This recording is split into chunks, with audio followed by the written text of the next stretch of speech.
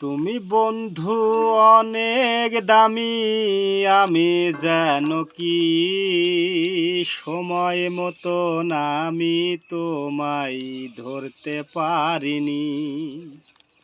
আমরা কথায় কথায় বলে থাকি ঈদের খুশি সবার সাথে ভাগাভাগি করে মিলেমিশে ঈদ করি। পসিবল? No, never. যার কাছে টাকা আছে তার কাছে ঈদের খুশি আছে, ঈদের আনন্দ আছে। যার কাছে টাকা নাই তার কাছে কোনো ঈদও নাই, খুশিও নাই। আজ নগদ দিচ্ছে না টাকা, বিকাশ দিচ্ছে না টাকা, রকেট দিচ্ছে না টাকা, ব্যাংক দিচ্ছে না টাকা।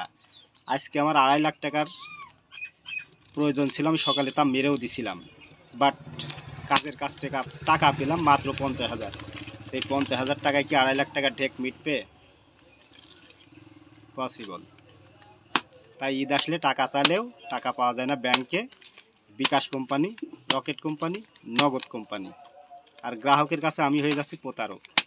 ওই যে টাকা ক্যাশ আউট করছে, দিতে পারছি না, এটাই বাস্তব।